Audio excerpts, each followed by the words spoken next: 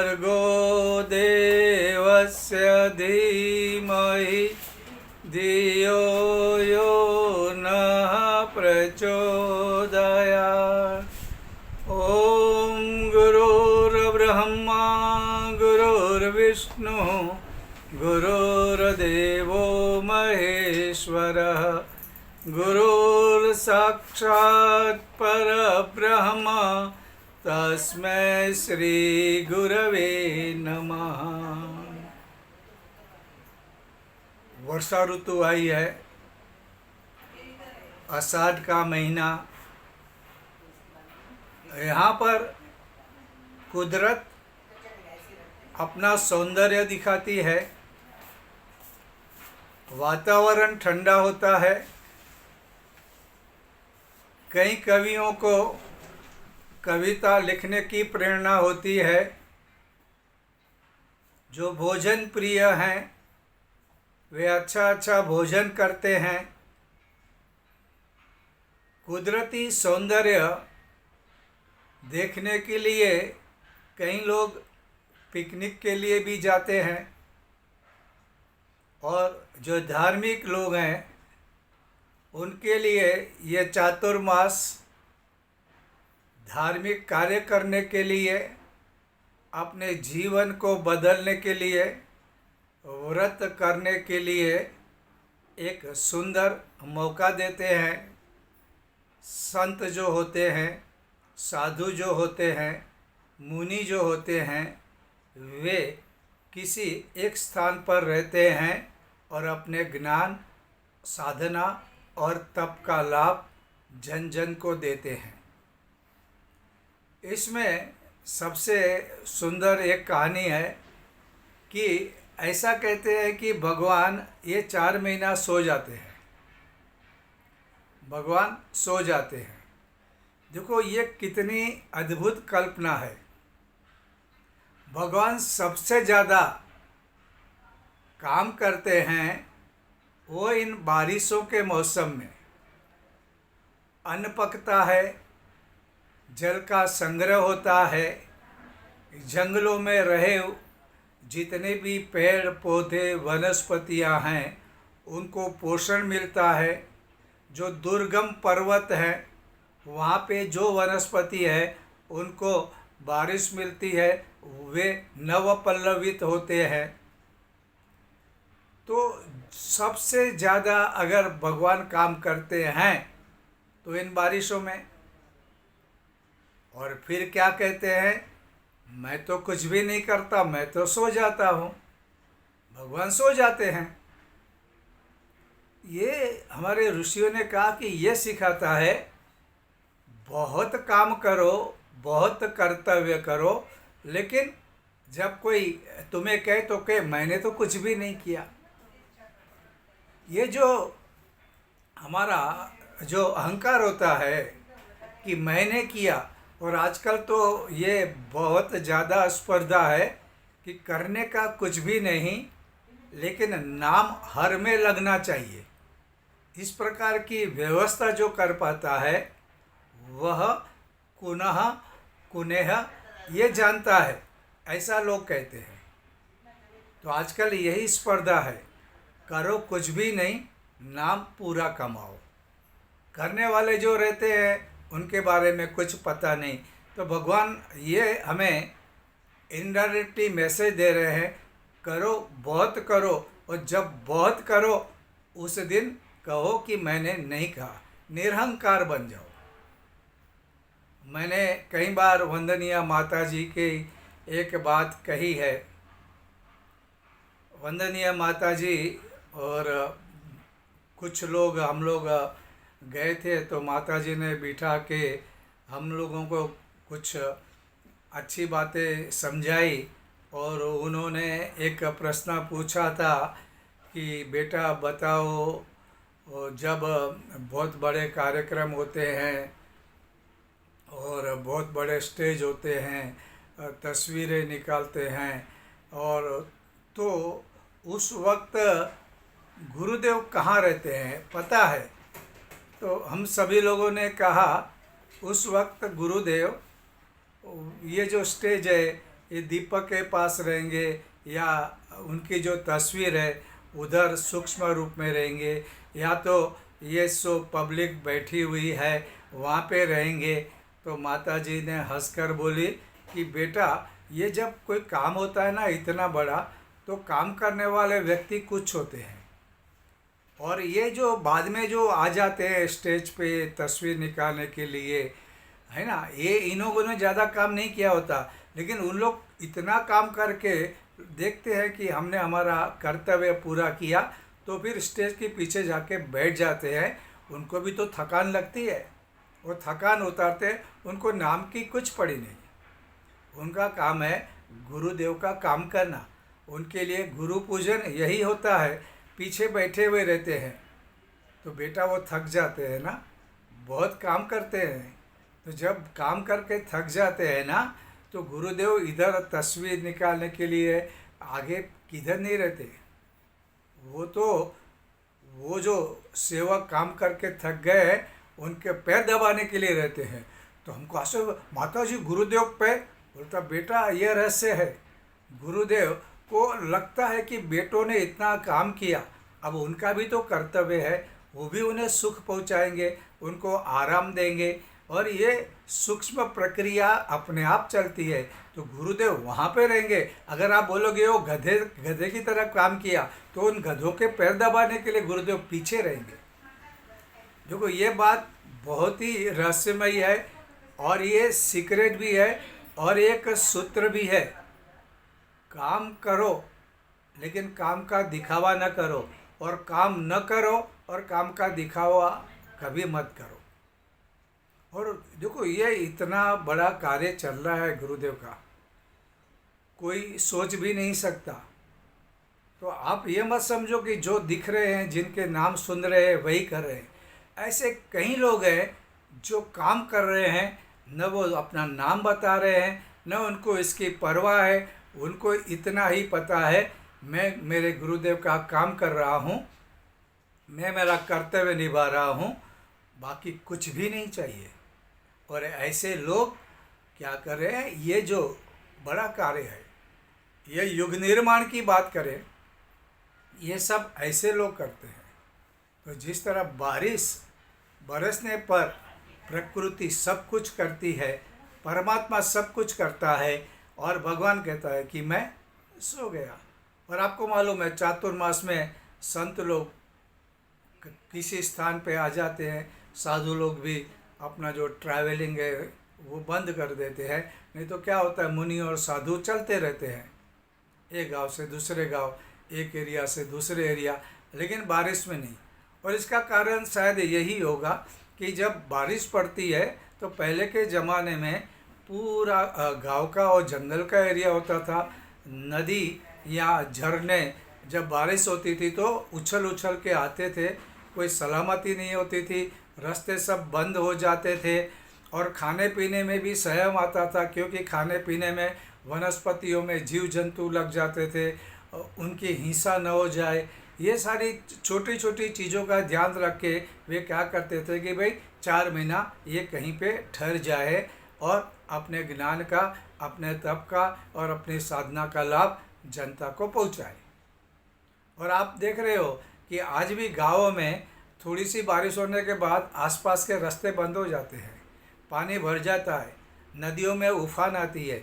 अरे आप छोड़ो मुंबई, यह हमारे भारत नहीं, विश्व के एक अच्छे शहर में उसकी गिनती होती है, लेकिन जब बारिश होती है तो आप देखते हो ना, बाहर निकलना मुश्किल होता है, गाड़ियाँ बन जाती है, कारें डूब जाती हैं, घर से बाहर निकलना, स्कूलों में छुट्टी देते हैं। अरे इतना बड़ा शहर है, इतनी बड़ी टेक्नोलॉजी है, इतने बड़े पढ़े लिखे लोग हैं, इतनी सारी व्यवस्था है, और सरकार भी करती है, प्रयत्न करती है, लेकिन सरकार के प्रयत्न भी अधूरे साबित होते हैं, क्योंकि बरसात है, कुदरत है, वहाँ पे कुछ नहीं होता।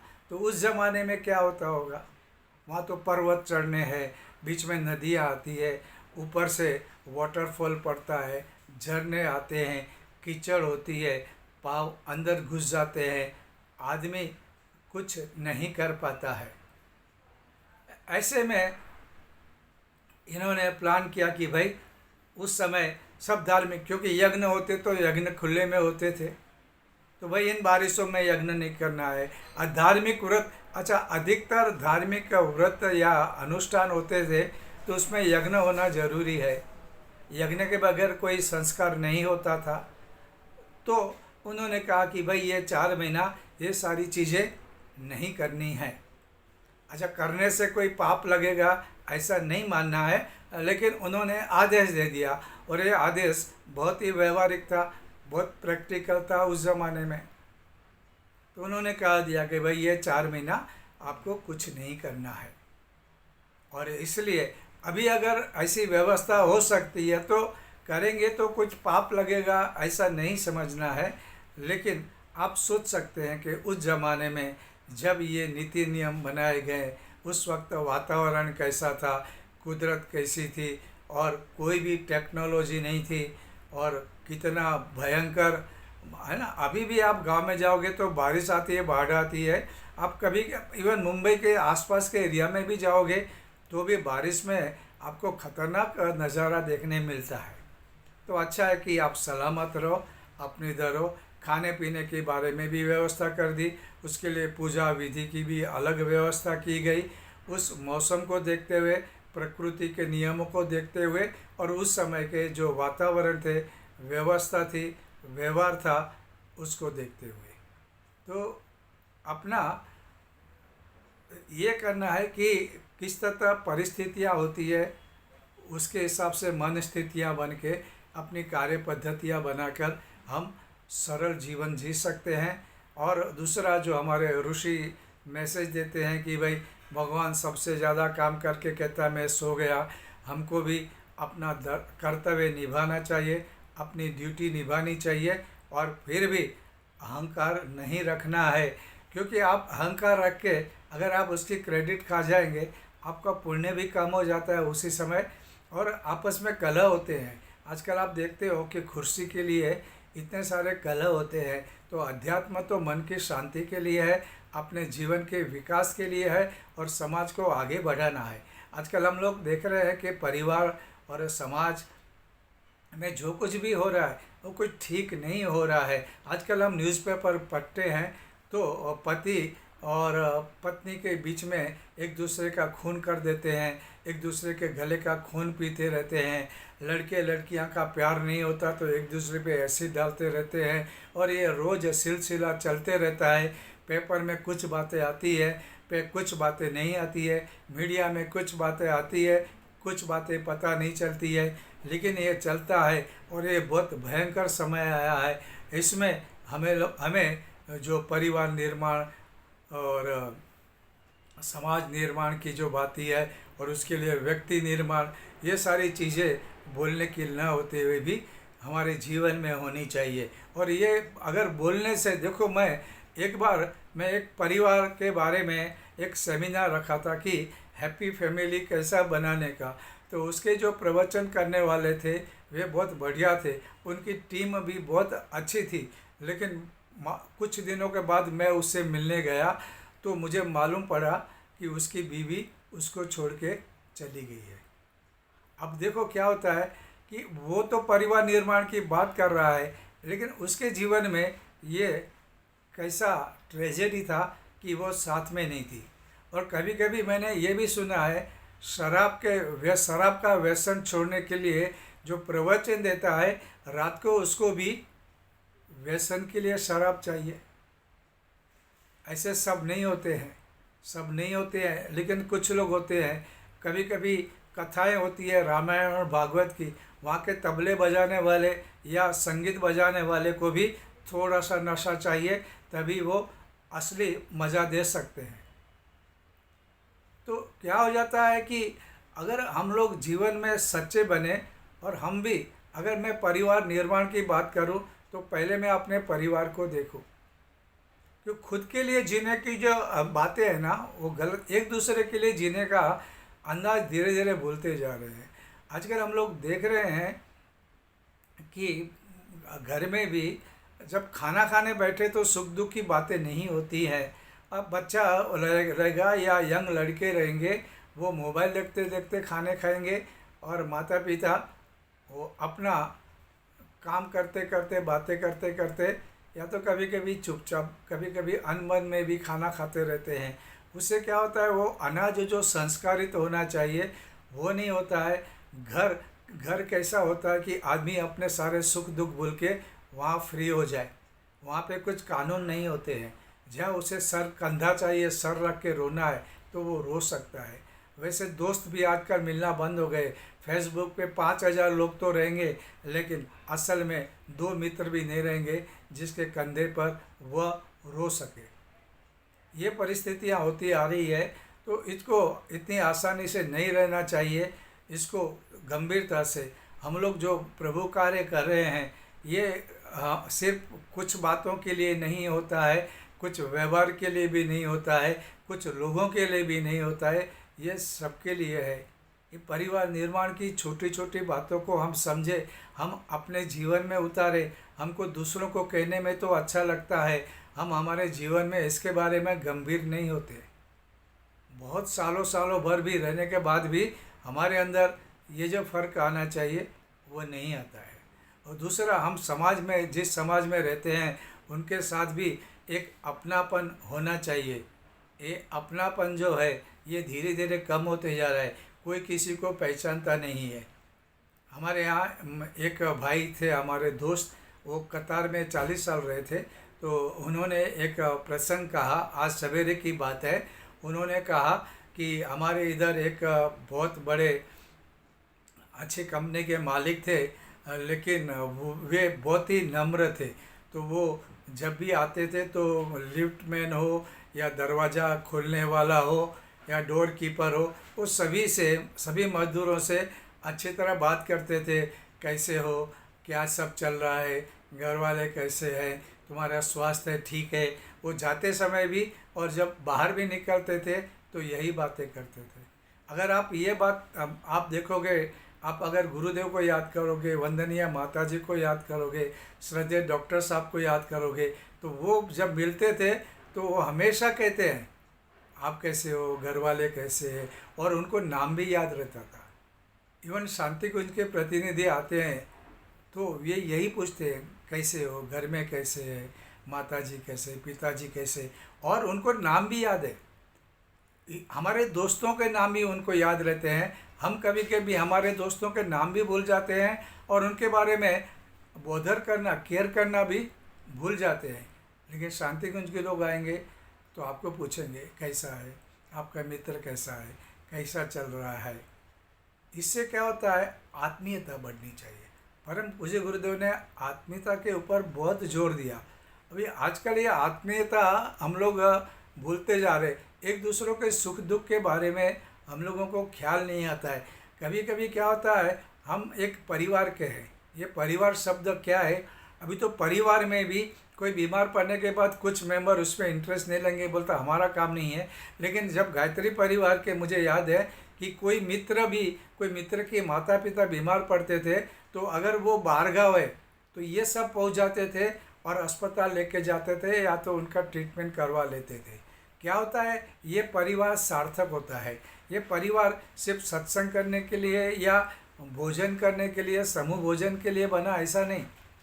ये मिलना भी है, एक दूसरे के साथ सुख दुख भी बांटने हैं, एक दूसरे के साथ अच्छे विचार भी लेने हैं, अच्छे विचारों का पालन भी करना है। लेकिन ये सिर्फ फिर बाद में खाना भी ना खा लिया और बहुत अच्छे अच्छे बन के निकल गए, वो नहीं चलता है। इसके बाद जो है वो असली कर्तव्य शुरू होता है। एक दूसरे के सुख दुखों में हमको भागीदारी लेनी है, एक दूसरों के साथ हिल मिल के रहना है। और उनकी समस्या है तो हमको, क्योंकि कोई भी आदमी अकेला रहता है ना, कितना भी इंटेलिजेंट रहने दो, कितना भी शक्तिशाली रहने दो, कितना भी धनवान रहने दो, जब उसके ऊपर कोई विपत्ति आती है तो उसका दिमाग काम नहीं करता, वो सही निर्णय नहीं ले सकता। उस वक्त जब उनके साथ कोई अपने लोग हो तो सही निर्णय ले सकते हैं और उनका कार्य, उनकी चिंता भी बढ़ जाती है, उनके दुख भी बढ़ जाते हैं। तो ये सारी चीज़ों को हमको करना है। हमारे इतने महान गुरु, उन्होंने इतनी सारी बातें, उन्होंने इतनी बातें तो नहीं लिखी ना, इतनी बातें लिख के तो उन्होंने बंद नहीं करी है ना। उन्होंने इतना सारा साहित्य दिया। अब गुरुदेव नहीं है शरीर से, लेकिन उनका साहित्य तो उनका शरीर है, वही तो हमारे सब कुछ है। हमको सचमुच में ऐसा करना चाहिए। कुछ बातों में ही हम लोग बिजी रहे, उसको ही महत्व दे, वो ठीक नहीं होता है। परिवार निभना चाहिए। परिवार के लोग हमारे हैं, उनके सुख दुख में हमको भागीदार बनना चाहिए, उनको सहारा देना चाहिए। कभी उनको क्या ज़रूरत पड़ती है, अगर वो हम नहीं पता करेंगे तो हमको कैसा चलेगा। तो जैसे ये भाई साहब जो हमारे कतार से आए थे, तो उन्होंने कहा कि वो रोज़ सबको पूछते थे कैसे हो, क्या हो। एक दिन क्या हो गया, जब वो सुबह आए तो उन्होंने देखा कि वो दरवाजे पे जो रोज़ आदमी खड़ा रहता है वो वहाँ पे नहीं था। तो उन्होंने पूछा कि ये आदमी किधर है, बहादुर सिंह दिखता नहीं है आज। उसने क्या छुट्टी ली है? तो उनके जो साथीदार थे उन्होंने कहा नहीं, छुट्टी तो नहीं ली, सवेरे तो देखा था। तो सवेरे देखा था तो अभी किधर है? तो पता चला कि वो दिख नहीं रहे हैं।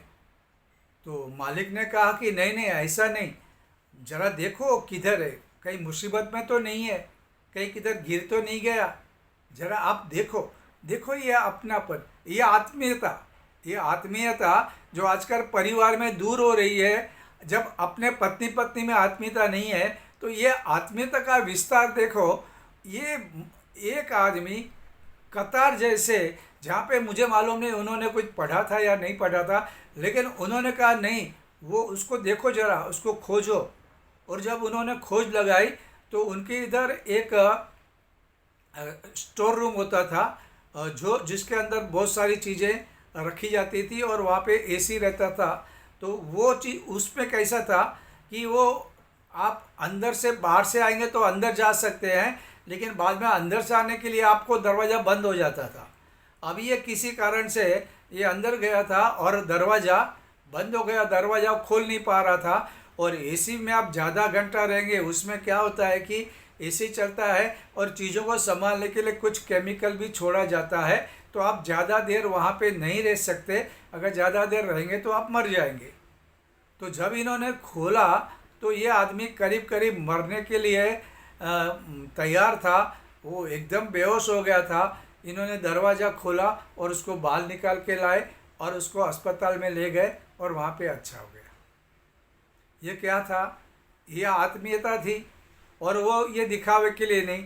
आज भी मेरा ऐसे, वो जो जिस भाई साहब ने बात की, वो भाई साहब आज भी उसको उन्होंने व्यवहार में ले लिया। क्योंकि कोई भी उपदेश आपने जो सुना है वो आपको याद नहीं रहता है, लेकिन आपने जो देखा है वो याद रहता। आज वो उस भाई साहब के साथ मैं जाता हूँ, लिफ्ट में आएंगे तो उसको बोलेंगे गुड मॉर्निंग, कैसे हो, सब ठीक है। अच्छा, बाहर जाएंगे तो और कोई मिलेगा, कोई सिक्योरिटी वाला मिलेगा, तो उनसे बात करेंगे कैसा है, ठीक है, घर वाले कैसे हैं। क्या हो जाता है? ये आत्मीयता। ये आत्मीयता सिर्फ हमको दूसरों के बोलने के लिए नहीं होनी चाहिए, ये हमारे जीवन का अंग होना चाहिए। मुझे पता है ये बहुत मुश्किल होते जा रहा है, ये नहीं मिलता है, क्योंकि हम वैसा कुछ देख नहीं पा रहे हैं। हम आत्मीयता को खो चुके हैं। आदमी अकेले अकेले रोता है। आपको मालूम है, अब रोने के लिए भी कोई कंधा नहीं मिलता है, आपकी बात सुनने के लिए कोई न दोस्त मिलता है। और पत्नी पत्नी एक दूसरे के दुख बांटने के लिए होते थे, आज एक दूसरे को कुछ कह नहीं सकते। क्या कर ले सकते? हो सकता है कि कहीं पे रो रहे, फिर व्यसन बढ़ रहे हैं, फिर बुरी आदतें बदल रही है, फिर बुरे रिलेशन बनते जा रहे हैं, और आदमी ऐसे रिलेशन बना रहा है जो अंत में वापस दुख देने वाला है, तो अपने आप नर्क पैदा कर सकता है। परम पूज्य गुरुदेव कहते हैं कि आदमी को भगवान ने स्वतंत्रता दी है, वो देव बन सकता है, वह नर पिशाच बन सकता है, ये उसके पास चॉइस है, वो सिलेक्ट कर सकता है। लेकिन एक बार उसने जीवन को सिलेक्ट कर लिया, एक बार वो देवता का रास्ता अपना लिया, तो उसके जीवन में आगे सुख ही सुख मिलेगा, आनंद मिलेगा, शांति मिलेगी, सुख मिलेगा। लेकिन अगर उसने नर पिशाच का, उसने राक्षस का मार्ग अपना लिया, तो वो तो कर सकता है, उसको टेम्परवारी उसका अहंकार भी तृप्त होगा, उसको टेम्परवारी सुख मिलेगा, उसको टेम्परवारी आज़ादी मिलेगी, लेकिन आगे आगे जाते जाएगा फिर उसके हाथ में कुछ भी नहीं, फिर वह परतंत्र, क्योंकि कर्म का फल उसको भुगतना है, फिर दुख आएगा, फिर उसके बाद लाचारी आएगी, फिर उसके पास तड़पना आएगा, उसकी कोई बात सुनने वाला नहीं रहेगा, वो तड़प तड़प के नरक की यातना भुगतेगा। बाद में चॉइस नहीं है, बाद में उसके हाथ में कुछ भी नहीं है, काम क्या लेना। तो ये सियाना है, जो आदमी अच्छा करे, उसको सुखी होना है तो सुख का मार्ग अपनाओ, दूसरों को सहाय करो, दूसरों को सुख दो, दूसरों की आत्मा को मत जलाओ। ये जो कबीर जी कहते थे, वो धमनी की तरह वो जलाते रहोगे। और ख़ास करके जो कमज़ोर है, जो गरीब है, जो चल सकता नहीं, जो बीमार है, जो लाचार है, उनको गलती से मत सताओ, कभी मत सताओ। कम से कम इतना तो अच्छी बातें ना कर सके तो इतनी बुरी बातें तो हम नहीं करनी चाहिए। ये इतना कुछ सिखाया है हम लोगों को, हमारे संतों ने सिखाया है, परम पूज्य गुरुदेव ने इतनी बात सारी बातें सिखाई है, तो हमको इसके बारे में बहुत ही अच्छी तरह से रहना चाहिए। क्योंकि हमारे गुरुदेव, आपको मालूम है, हम लोग यज्ञ कार्य करते हैं, तो यज्ञ कार्य करते में सबका काम बढ़ जाता है, और लेकिन किसी का काम बड़ा है, किसी का काम छोटा है, ऐसा कभी नहीं होता है। एक ही चीज़ होती है, आत्मीयता होनी चाहिए। जो आदमी प्रवचन दे रहा है, बातें कर रहा है, उसको गुरुदेव के प्रति मान इज्जत और लोगों के प्रति प्रेम की, भाई मुझे इनको मेरे गुरुदेव की जो करुणा है, उनके जो विचार है लोगों तक पहुंचाना है, उनका जीवन सुखी बने। बस मैं एक माध्यम बनूं, मैं एक माइक बनूं, मैं एक विचार देने के लिए कुछ साधन बनूं। अगर इतना प्रेम, इतनी आत्मीयता नहीं, ये मेरे भाई बहन है, इनका जीवन सुखी बने, और मेरे गुरुदेव ने इतनी तपस्या इतना किया, क्यों किया? उसके लिए तो खुद के लिए नहीं किया, खुद के लिए तो नहीं किया, सर्वे भवन्तु सुखिनः की भावना लेके किया। तो मैं भी ये करूँ। उसी समय भोजन की व्यवस्था संभालने वाले वो कहीं पे भी नहीं है, वो न यज्ञशाला में है, न कहीं पे प्रवचन में बैठे हैं, लेकिन वो उनको भी उतना ही पुण्य मिलता है। और इसके जितना ही पुण्य जो जूते चप्पल संभाले, अनपढ़ है, कुछ मालूम नहीं, लेकिन लोगों के जूते ले रहे हैं, उनको संभाल रहे हैं, वापस दे रहे हैं, उनको भी उतना ही पुण्य मिलता है। जो भी काम करो, अब जो भी काम करो, सब में आपकी भावना देखो, भगवत गीता से लेकर रामचरितमानस में यही चीज़ है। आपकी जो भावना है ना, वो भावना के ऊपर ही आपका सब कुछ फल टिका हुआ है। इसलिए अच्छी भावना, आत्मीयता की भावना, अपनेपन की भावना, और ये महान संतों ने इतना जीवन दिया है, परम पूज्य गुरुदेव ने इतना, आप उनको याद करो। हाँ, एक सीधे साधे उनका व्यक्तित्व, उनके कपड़े देखो, उनके जूते देखो, हाँ, क्या किया उन्होंने, सब प्रेम। जब मिलते थे, आज गुरुदेव नहीं, आज शांतिकुंज के लोग भी यही करते, आप कैसे हो, परिवार वाले कैसे हैं, फलाना भाई कैसे है। ये आत्मीयता हमको भी ये रखनी है, हमको भी ये निकालनी है। और कोई किधर हम लोग मिलते हैं, कोई किसी को पूछे नहीं, कोई किसी को देखे नहीं, कोई किसी के बारे में केयर नहीं, इन मीन 4-5 लोग मिले, बातचीत करे, बाकी आए गए, खाना खाए तो खाए, नहीं खाए तो क्या करे। इस तरह की भावना नहीं होनी चाहिए। आत्मीयता, एक दूसरे से मिलो, एक दूसरे के बारे में सुख दुख बांटो, ये हमारा जीवन का तरीका होना चाहिए। और हमको यही सीखना है, बड़ी बड़ी बातों से नहीं होता है, हाँ, हमारे व्यवहार से होता है।